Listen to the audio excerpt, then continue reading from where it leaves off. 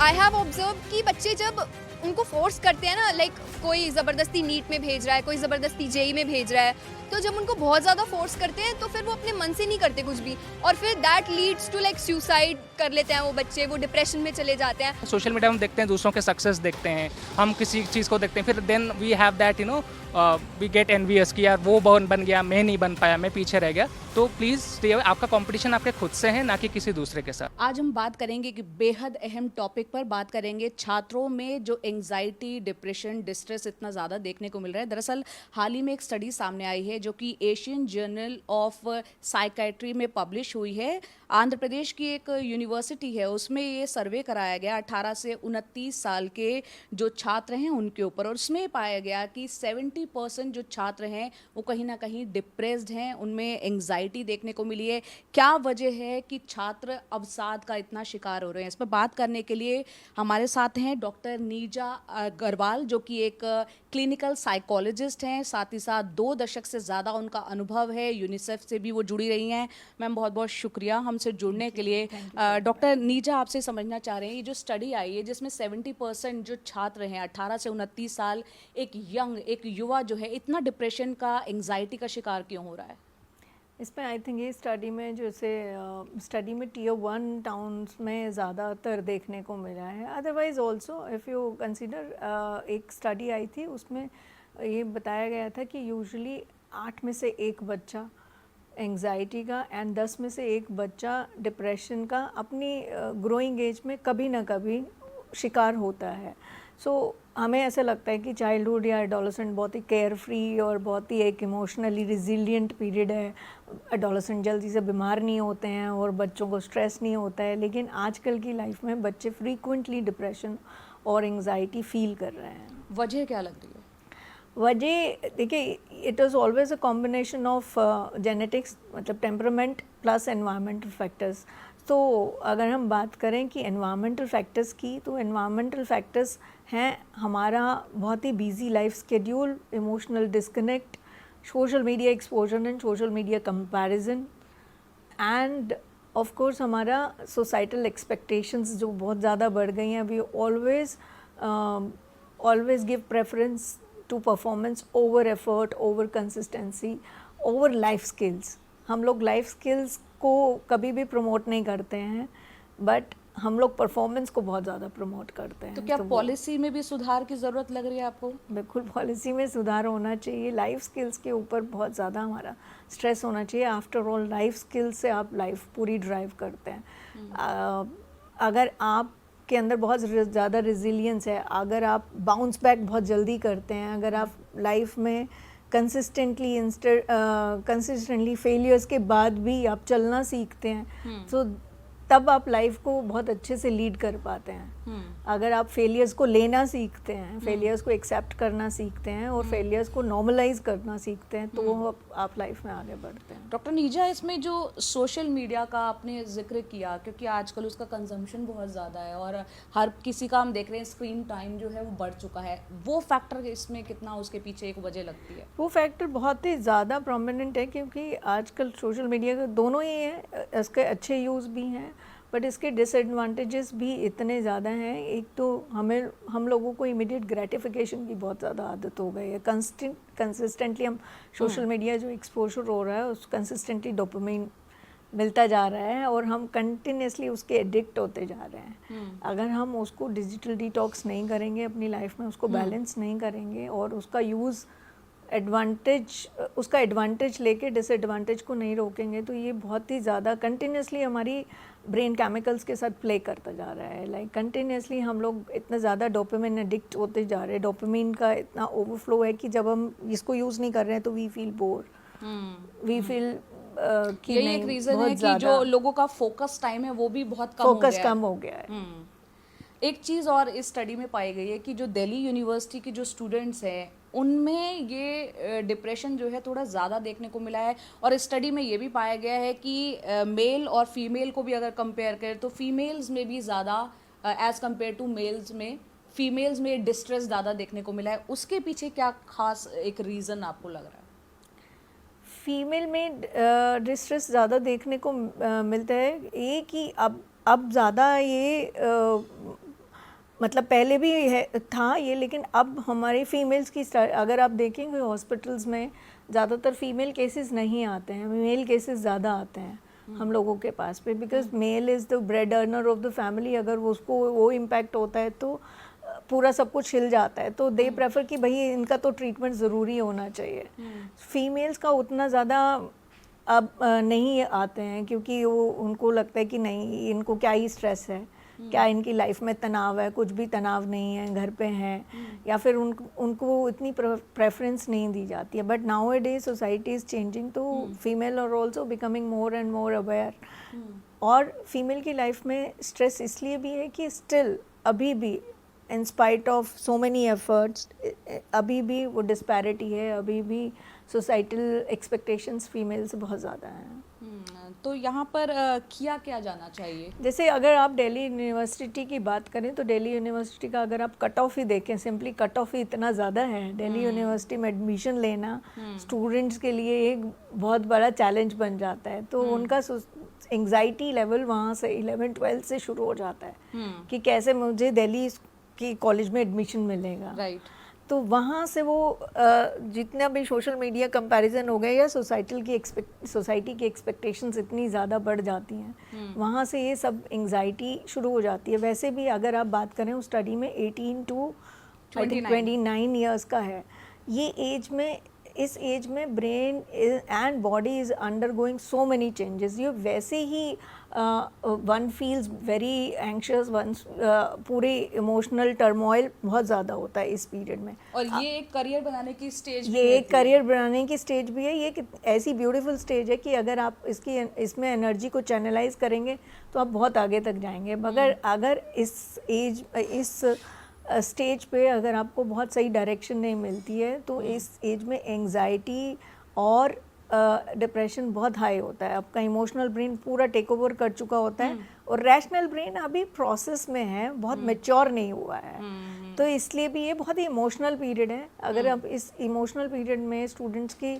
बहुत अच्छे से टेक केयर नहीं करते हैं तो उनके डिफ्लेक्ट होने के चांसेस बहुत ज़्यादा होते हैं। एक चीज़ और मैम यहाँ पर कि अगर हम बात करें कि कई बार ये पता भी नहीं चलता कि आप डिप्रेस्ड हैं या एंग्जाइटी डिप्रेशन का शिकार हैं, वो कौन से सिम्टम्स हैं। और दूसरा कई बार ये भी देखने को मिला है अगर आपको पता भी हो कि आपको मेंटल हेल्थ इश्यूज़ हैं तो एक कहीं ना कहीं सोसाइटल प्रेशर, एक स्टिग्मा ऐसा होता है कि वो हेल्प लेने से भी कोई भी इंसान कतराता है। देखिए एडोलेसेंट की ना दो फैलेसीज बहुत ज़बरदस्त होती हैं कि एक तो सब कोई मुझे देख रहा है। ये एडोलेसेंट ईयर्स में क्योंकि हमारा इमोशनल ब्रेन इतना ज़्यादा एक्टिव होता है और हमारा ब्रेन बहुत शार्प होता है, बिकॉज क्या होता है कि brain is going through a maturation period. उसमें चाइल्डहुड में बहुत सारे हमारे ब्रेन में बहुत सारे ज़्यादा न्यूरॉन्स होते हैं। जैसे जैसे हम सीखते जाते हैं हमारे सिनेप्टिक कनेक्शंस बनते जाते हैं। लेकिन अगर आपके कंप्यूटर में बहुत सारी विंडोज़ एक साथ खोल दी जाएं तो कंप्यूटर की प्रोसेसिंग बहुत ज़्यादा स्लो हो जाएगी। तो एडोलेसेंट एक ऐसा पीरियड होता है जब हमारे सिनेप्टिक कनेक्शंस जो हम डेली यूज़ कर रहे हैं लर्निंग, वो स्ट्रेंथन होती चली जाती है। शीट, वाइट मैटर की शीट चढ़ती चली जाती है। हम उसको ब्रेन माइलिनेशन बोलते हैं या आप मैच्योरेशन बोल सकते हैं सिंपल भाषा में। तो वो जो सिनेप्टिक कनेक्शंस हम यूज़ करते हैं वो लर्निंग स्ट्रेंथन होती जाती है और जो हम यूज़ नहीं करते उसको नेचर डिस्कार्ड करती रहती है। That means whatever we learn, अब तक तो जेनरिक था, अब हम स्पेसिफिक होते चले जाएंगे। तो जो इसीलिए ये पीरियड ऐसा होता है कि इस एज में अगर आपने अच्छी लर्निंग ले ली तो वो स्ट्रेंथन हो जाएगी आपके साथ। और अगर आप गलती से अगर ड्रग एडिक्शन या कुछ और रिस्की एक्टिविटीज़ में चले जाते हैं तो वो आपका हैबिट वो परमानेंट टाइप से हो जाएगी। इसीलिए हमेशा एडोलेसेंट, अगर आप रिहैब की बात करें तो एडोलेसेंट का डिटॉक्सिफिकेशन बहुत मुश्किल होता है जो बच्चे ड्रग एडिक्शन में चले जाते हैं। मेरा कहने का मतलब ये है कि लर्निंग स्ट्रेंथन हो जाती है। तो इस पीरियड में सबसे ज़्यादा वल्नरेबल हम होते हैं। हम लोग थोड़ा क्वेश्चन से भटक रहे हैं। नहीं, दूसरा एक चीज़ ये भी मैं जानना चाह रही थी कि जैसे कोविड टाइम भी बीच में आया, ज़्यादा वक्त पहले की ये बात नहीं है, बहुत से लोगों ने अलग अलग चैलेंजेस फेस किए और अब जिस एज ग्रुप में 18 से 29 की अगर ये स्टडी है तो उसका भी इम्पैक्ट कहीं ना कहीं रहा है उन पर? देखिए, कोविड में काफ़ी ज़्यादा बच्चों की एंग्जाइटी बढ़ी है, बिकॉज चाइल्डहुड या एडोलेसेंट में एक फ्री एक्सप्रेशन, फ्री प्ले, ये सब क्योंकि नेचर ने एडोलेसेंट को ऐसा बनाया, उसका डोपामिन लेवल डाउन होता है एडोलेसेंट ईयर्स में, ताकि वो जाएं, एक्सप्लोर करें, फ्रेंडशिप बनाएं, अपने और दूसरी एक्टिविटीज़ में एनरोल्ड हों। तो इसलिए उनका डोपामिन लेवल थोड़ा इस एज में कम होता है, ताकि वो एक्सप्लोर कर सकें, इस एज में कनेक्शन बना सकें, तो ताकि उनकी आगे वाली लाइफ में काम आए। अब वो कोविड ने वो पीरियड को बहुत रिस्ट्रिक्टेड कर दिया, सो एक रेस्टलेस एनर्जी को चैनलाइज होने का बहुत ज़्यादा मौका नहीं मिला। तो उस पीरियड में काफ़ी एडोलेसेंट्स की एंग्जाइटी बहुत ज़्यादा बढ़ी है, ओसीडी बहुत ज़्यादा बढ़ी है। एक चीज़ आपने ये जो बात की उसमें से एक सवाल ये भी मन में आ रहा है कि सोशल कनेक्शन जब कोविड के टाइम में, क्योंकि लोग एक दूसरे से दूरी मिल बन नहीं गई पाए, थी, मिल नहीं ऐसे पाए। सोशल मीडिया के कारण भी बेशक ऑनलाइन जो है कनेक्टिविटी है, लेकिन सोशल डिस्टेंसिंग उस वे में समाज से जो जुड़ाव होता है वो कहीं ना कहीं दूर हो गए हैं सोशल नेटवर्किंग के चक्कर में। उस टाइम पे सोशल मीडिया ने अभी एक्चुअली अगर हम हेल्प बात की। करें, अगर कोविड को छोड़ दें, अब की बात करें, जिस तरीके से लोग सोशल मीडिया के एडिक्ट हो चुके हैं, तो सोशली जो जुड़ाव होता है समाज में मिलने जुलने का, वो एक वो दूरी कम भी हो बहुत गया बड़ा है, एक कारण वो है कम हो गया है डिप्रेशन का। लोगों का। लोग घर में बैठ के वो एक कंफर्ट जोन आ चुका है। हमारे पास इतने कोविड के बाद इतने केसेस आए कि 2 साल से बच्चा घर बैठा हुआ था और घर बैठे उसकी स्टडीज़ हुई हैं। Now he doesn't want to go to school, या स्कूल जा रहा है तो उसको अच्छा नहीं लग रहा है, उसको कुछ अजीब सा लग रहा है, बहुत ही ज़्यादा डिफ़िकल्टी आ रही है, उसको स्कूल में एडजस्ट नहीं कर पा रहा है। तो वो सब चीज़ें बहुत रही, क्योंकि ड्यूरिंग कोविड ना तो स्टडीज़ बहुत ज़्यादा ऐसे था, अब वो अचानक से स्कूल जब खुल गए तो उसको स्टडी का भी प्रेशर बहुत ज़्यादा हो गया और उसको समझ में भी नहीं आ रहा था, बिकॉज 2 साल उसका बिल्कुल जैसे डीकंडीशनिंग हो जाती है वैसा हो गया था। ये मैम कोविड की बात रही, अगर हम आज की बात करें, उस टाइम को अगर अब वो वक्त निकल गया, आज के टाइम जो मेरा सवाल ये था कि सोसाइटी में एक दूसरे से जो पहले मिलना जुलना, एक दूसरे के लिए वक्त निकालना, दोस्तों के साथ एक फिजिकल एक्टिविटी, लोगों में, स्टूडेंट्स में ये थोड़ी कम हो गई है, क्योंकि सोशल मीडिया पर नेटवर्किंग के चक्कर में जो वैसे सोसाइटी में networking, dating, everything has started तो ऑन ये भी सोशल reason है मीडिया। एक anxiety बिल्कुल का? बिल्कुल। अगर आप दिल्ली की बात करें तो यहाँ पे तो ट्रैफिक इतना ज़्यादा है, और डिस्टेंस मतलब अगर 15 मिनट्स का डिस्टेंस है तो उसमें 1 घंटा लग जाता है। Right. तो पीपल प्रेफर कि हाँ ठीक है ऑनलाइन कर लेते हैं। वो उस चक्कर में भी ये सब भी है, नॉट ओनली कि सोशल मीडिया का एक्सपोजर बढ़ा है, बट ऑल दोज थिंग्स की ट्रैफिक, पोल्यूशन, ये सब चीज़ों ने भी हमारे ये लाइफ में सारे काफ़ी फैक्टर्स भी एक मिल हमारी सोशल इंटरेक्शन को काफ़ी हैम्पर किया। और ऑफ कोर्स हम लोग आदी हो चुके हैं वीडियो कॉन्फ्रेंसिंग के, वर्चुअल मीटिंग्स के।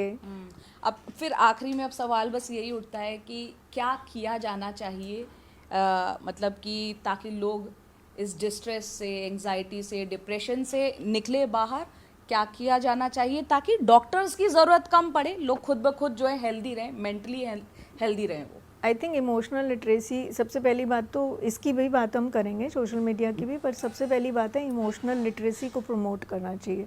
If a child is free to express his feelings, और फीलिंग्स को वैलिडेट किया जाए, आप नॉन जजमेंटली उसको सुने, फीलिंग्स को वैलिडेट करें। अगर एक बच्चे को पता है कि मैं अपने सारे इमोशंस को एक्सप्रेस कर सकता हूँ विदाउट एनी फियर, एंड तब बच्चे को instead of reassuring again and again, अगर बच्चे को इफ़ेक्टिव कोपिंग स्किल्स दी जाए, प्रॉब्लम सॉल्विंग में डाला जाए तो बहुत बेटर होगा। अगर हम उसको सिखाएं कि name your feeling, express your words and manage your feelings, ये जो ज़रूरी है, name, expression and managing your feelings, ये स्किल्स अगर हम बच्चे को सिखाएं तो बहुत अच्छा होगा। और उसको, बच्चे को सुना जाए, उसको टाइम दिया जाए, क्वालिटी टाइम। अगर आपके पास बहुत ज़्यादा टाइम नहीं है बट क्वालिटी टाइम अगर दें ये कहीं ना कहीं बात एडोलेसेंट एज की हुई, लेकिन जो यंगस्टर्स हैं, युवा हैं, कॉलेज जाना शुरू हो चुके हैं, उनके लिए आप क्या कहेंगी, मैसेज देना चाहेंगी आज के कॉम्पिटिटिव एनवायरनमेंट में? युवा लोगों को भी इस चीज़ की तो बहुत ज़्यादा ज़रूरत है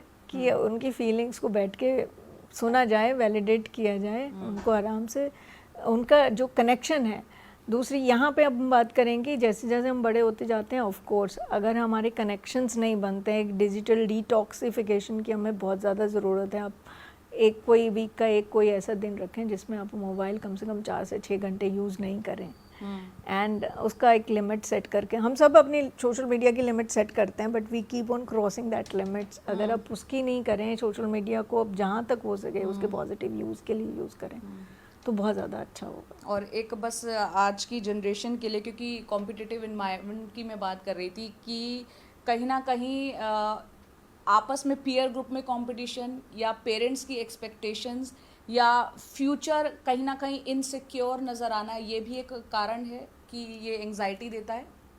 हाँ बिल्कुल, आज के जो सोसाइटल एक्सपेक्टेशंस कुछ ऐसी हैं कि रेजिलियंस और कंसिस्टेंसी या फिर एफर्ट की वैल्यू नहीं है, हमारी परफॉर्मेंस की वैल्यू है। आजकल के स्टूडेंट्स को ये बहुत है कि अच्छा मेरी चॉइसेस अगर बढ़िया नहीं हुई, मैंने अगर मेरा करियर का प्लानिंग बढ़िया नहीं हुआ, अगर हमारे पास कितने केसेस आते हैं career wise they are doing absolutely fine, अच्छी कंपनीज में हैं, बहुत अच्छा पे पैकेज है, but when it comes to emotion they are not able to handle their relationship. So अगर आज का युवा अपनी इंटरपर्सनल स्किल्स को शार्पन करे, अपने कनेक्शंस को, हेल्दी कनेक्शंस को स्ट्रेंथन करे तो बहुत अच्छा होगा। और डिजिटल डिटॉक्सिफिकेशन उसमें एक बहुत बड़ा रोल प्ले करता है। आजकल के बच्चे बहुत ज़्यादा स्मार्ट हैं, मतलब मेरे और आपकी एज से कहीं आगे हैं। हमें नहीं पता होता था 10th क्लास में क्या करना है आगे। इन लोगों को 8th class 7th class onwards इनको करियर पाथ बहुत ज़्यादा, लेकिन जितनी स्ट्रेस हमने करियर को विजुलाइज करने में, करियर पाथ को बिल्कुल डीटैंगल करने में और उसको उसकी तरफ एफर्ट करने में की है, उतनी अगर हम थोड़ी सी लाइफ स्किल्स की भी बात करें, थोड़ी सी इंटरपर्सनल स्किल्स की, थोड़ी सी गुड कनेक्शंस की बात करते तो बहुत ज़्यादा अच्छा होता। बहुत बहुत शुक्रिया डॉक्टर नीजा। तो डॉक्टर नीजा यहाँ पर बता रही हैं कि किस तरह से एक इमोशनल कनेक्ट जो है वो बनाए रखना है, फिर चाहे वो दोस्तों के बीच हो, पेरेंट्स और बच्चे के बीच हो, या सोसाइटी में भी अगर आप अच्छा कनेक्शन बनाते हैं और अपनी भावनाओं को खुलकर कहते हैं और उनको सुनने वाला भी कोई होता है, तो इस तरह का डिस्ट्रेस और जो एंग्जाइटी है उससे काफ़ी हद तक पार पाया जा सकता है।